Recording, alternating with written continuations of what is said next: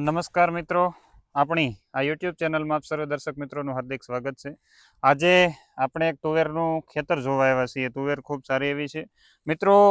વારંવાર આપણે યુટ્યુબ ચેનલના માધ્યમથી ઘણા બધા વિડીયો તમારા સુધી પહોંચાડતા હોય છે. ઘણીવાર મેં તમને કીધું એ પ્રમાણે ઓફિસમાંથી માહિતી આપી છે, ઘણીવાર આપણે ઓન ફિલ્ડ છું. અત્યારે છે આપણે મોટાભાગે તુવેરનું ખેતર છે એ જોવા નીકળી આવ્યા છીએ.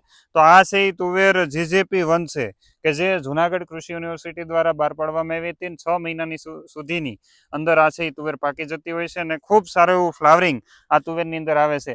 તુવેરનું અત્યારનું જે સ્ટેજ છે એ ખૂબ અગત્યનું છે. અત્યારે ફ્લાવરિંગ સ્ટેજ છે, એટલે કે ફૂલ અવસ્થા છે, અને ફૂલ અવસ્થાએ તુવેરની કેવી માવજત કરવી જોઈએ આપણા માટે ખૂબ અગત્યની છે. સૌથી મહત્વની વાત એ છે કે તુવેરના ફૂલ અવસ્થાએ પિયત આપવું કે નહીં. તો અત્યારે મોટાભાગે ખેડૂતો ઘણીવાર એવી ભૂલ કરતા હોય છે. આ વર્ષે એટલે કે 2025ની અંદર વરસાદ ખૂબ સારો એવો પડ્યો, એટલે જમીનની અંદર પુષ્કળ માત્રામાં ભેજ હતો. ભેજ હોવાના કારણે તુવેરના પાકની અંદર છે એ ખાસ કરીને ફ્લાવરિંગ મોડું આવ્યું છે. એની પાછળનું કારણ એવું છે કે સતત જળવાઈ રહેલો ભેજ. જેટલો ભેજ વધારે હોય એટલું તુવેરનું ફ્લાવરિંગ છે એ ડીલે થતું હોય, એટલે કે પાછળ જતું હોય. એના ઉપરથી આપણે આ વખતે સમજવાનું છે કે તુવેરની અંદર જેટલો ભેજ તમે વધારે આપશો એટલું છે ફ્લાવરિંગ છે એ ખરણ થવાની શક્યતા વધી જતી હોય. એટલે તુવેરની અંદર ગીણા ગાંઠા પિયત આપવાના હોય છે.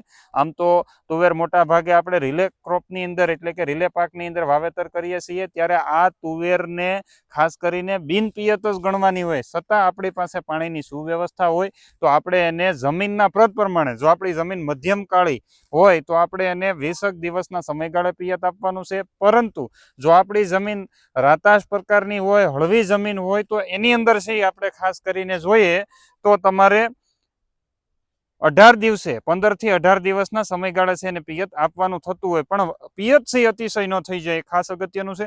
બીજું, તમે આ પિયત ખેતરની અંદર જોશો એટલે સતત છાંયો રહેશે, આમાં ક્યાંય તડકો આવતો નથી મૂળ વિસ્તારની અંદર, એટલે ભેજ જળવાયેલો જ રહેશે. તો પિયતની મારામારી ન કરો તો વધારે સારું. પછીની વાત, અત્યારે તુવેરની સી ફૂલ અવસ્થા આવી ગઈ છે. તમે જોઈ શકો છો આ પ્રમાણે ફૂલ અવસ્થા હોવાના કારણે આ ફૂલનું મોટા ભાગે ફૂલ દુનિયાના આવે છે તુવેરની અંદર, પણ એટલી સામી સિંગો બંધાતી નથી. આ જેટલા મોડિયા આવ્યા છે એટલી સામી સિંગ બંધાતી નથી. એની પાછળનું કારણ એવું છે કે આ બધા જ ફૂલનું છે સેટિંગ થતું નથી. તો ફૂલનું સેટિંગ થાય એના માટે થઈ અને તમે આવી અવસ્થાએ 05234 પંપે 100 ગ્રામ અને સાથે ફૂલ સેટ 40 મિલી એક પંપની અંદર નાખીને છંટકાવ કરવામાં આવે તો છે મોટા ભાગે આનું ફૂલનું છે બંધારણ થઈ જતું હોય. સિંગનું બંધારણ થાય તો સિંગની અંદર દાણો પણ ભરાવદાર થાય. પણ આપણે ભૂલ કરતા હોઈએ છીએ કે આવા સમયે ઘણાને બધાને પ્રશ્ન થતો હોય કે હાલી એક આવી પરિસ્થિતિ નથી, ઘણીવાર મજૂર ન મળતા હોય, આવી પરિસ્થિતિનું નિર્માણ થતું હોય. પરંતુ હું માનું છું કે આજની આ જે તુવેરની અંદર હું જે વિડીયો લઈ રહ્યો છું એ તુવેરની અંદર હાલી શકાય એવી કન્ડિશન છે. પંપ લઈને ખેડૂત છાંટવા નીકળે તો એને ખૂબ સારા એવા પરિણામ મળે. છાંટવાનો સમયગાળો છે એ ખાસ અગત્યનો હોય. સવારના સમયગાળાની અંદર ભેજ હોવાના કારણે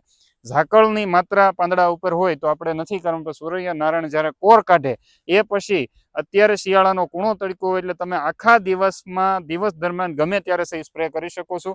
તુવેર મોટી હોવાના કારણે 1 વીઘે મિનિમમ 5 પંપ નું છંટકાવ થવો જોઈએ. એટલે ખાસ યાદ રાખજો, તુવેરનું સારું ઉત્પાદન અત્યારે લેવું હોય તો પંપની અંદર ચોખ્ખું પાણી ભરી એની અંદર 100 ગ્રામ 05234, એની સાથે 20 ગ્રામ બોરોન અને એની સાથે ફૂલ સેટ નામની જે દવા આવે છે ફૂલ સેટનો આપણે ઉપયોગ કરવાથી તમામ ફૂલનું છે બંધારણ થઈ જશે. ફૂલનું બંધારણ થઈ ગયા પછી તમારે પાછળથી ફરીથી અઠવાડિયે 1 ડોઝ છે 05234 નો મારવાથી તમામ સિંગનું છે બંધારણ સારું થતું હોય. સિંગનું બંધારણ સારું થાય એટલે દાણાની પૂરતી ભરતી થાય. એટલે આ માહિતી તમને તુવેરની એટલે પહોંચાડવાની હતી. ખાસ પિયત અને ફૂલના બંધારણ માટે, દાણાના બંધારણ માટે કેવી કેવી કાળજી રાખવી જોઈએ એ તમારા માટે અગત્યનું હતું. મહત્વની વાત એ છે કે હવે આ તુવેરને ફૂલ ખાનારી ઈયળ આવી જશે, અથવા તો આની અંદર ઘણા બધા ખેડૂત મિત્રો એવું કહેતા હોય કે આ તુવેરની જે સિંગો બંધાય છે આ સિંગોની અંદર છે ધનેડી પડી જાય છે. ધનેડીના નિયંત્રણ માટે અત્યારે જ આની ઉપર કોઈ નથી. તંદુરસ્ત પાક છે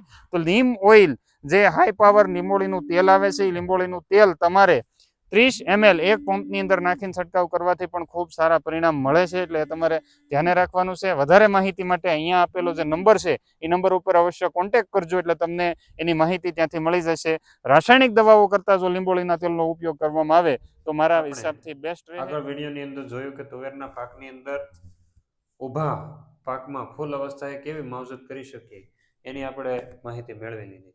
પરંતુ હવે વાત એવી રહી કે ઘણા બધા ખેડૂત મિત્રોને આ વર્ષે તુવેરના પાંદડા છે એ કુકડું થઈ ગયા, ગૂંસળું થઈ ગયા, તુવેરનું છે એ વેજીટેટિવ ગ્રોથ થઈ ગયો, એટલે તુવેરમાં ફ્લાવરિંગ આવતું નથી. આવા ઘણા બધા ખેડૂત મિત્રોના પ્રશ્ન હતા અને ખેડૂત મિત્રોની ભલામણ હતી કે સાહેબ આ બાબતે પણ થોડોક વિડીયો બનાવો તો વધારે સારું. તો આપણે આગળનો વિડીયો છે એ તુવેરના ઊભા ફિલ્ડની અંદર બનાવી લીધો, પરંતુ આ વિડીયો એની સાથે જોડી દઈએ. તો ખાસ કરીને જે મિત્રોને તુવેરનો પાક જે છે એ ગૂંસળું થઈ ગયો, એટલે કે પીળા પાંદડા પડવા માંડ્યા છે અને તુવેરનો બરાબર વ્યવસ્થિત વિકાસ થતો નથી, એવા મિત્રોએ ખાસ તમારે એ ધ્યાને લેવાનું છે કે આવા સમયગાળાની અંદર તુવેરમાં કેવી પ્રકારની દવા છાંટીએ તો એ તમારા ખાસ અગત્યનું રહેશે. એ તુવેરના જે મૂળ છે એને તમે આ તુવેરના આ મૂળને તમે ખેંચીને જોશો તો એની ઉપર મોટી મોટી ગાંઠો થઈ ગઈ છે, ગંઠાઈ જાય. તુવેર ક્યારે ગંઠાવી ન જોઈએ. આ મૂળ છે ગંઠાઈ જાય એનું પાછળનું કારણ છે કે એમાં નેમેટોડ હશે. હવે આ નેમેટોડનું અત્યારે ઊભી તુવેરમાં બીજો કોઈ તોડ નથી. હવે એનો તોડ કાઢવા જઈએ તો બજારની અંદર જે દવાઓ આવે છે એ દવાઓ અત્યારે 3-4 હજાર રૂપિયાની લીટર આવે છે. આ દવાઓનો જો ઉપયોગ કરીએ તો નેમેટોડ તો જાય કે ન જાય, પણ આપણા ખિસ્સાના પૈસા ઘણા બધા વયા જાય. એટલે મારા હિસાબથી ઊભે તુવેરમાં જો એટલો બધો સિરિયસ પ્રોબ્લેમ ન હોય તો આપણે નેમેટોડના નિયંત્રણ માટેનું કોઈ પગલું ભરવાનું નથી. પરંતુ તેમ છતાં તમને એમ લાગે કે હું મેનેજમેન્ટ કરી શકું એમ છું, તો તમે કાર્બોફુરાન 3G કરીને આવે છે, બરોબર, કાર્બોફુરાન, આ દવાનો ઉપયોગ તમે 1 વીઘે 1 થી 1.5 કિલો જેટલું દાણાદાર આવે છે એને આપણે થળિયા પહે જો નાખીએ કે એમ હોય પોસિબિલિટી પ્રમાણે તો આપણે નાખવાનું છે અને ત્યાર પછી એની અંદર પિયત આપી દેવાનું છે. પણ મોટા ભાગની તુવેરો છે એ ભરચક થઈ ગઈ છે અને આવી તુવેરોમાં આવા કદાચ અમુક છોડવા આવે તો એનું નિયંત્રણ કરવું અઘરું છે, પણ જેની તુવેર નાની રહી ગઈ તેના માટે આ વસ્તુ બરાબર છે. બીજું, 5-6 ગુચ્છો થઈ ગયા તો એ પાંદડા ગુચ્છો થઈ જવા પાછળનું કારણ છે કથીરી, બરાબર.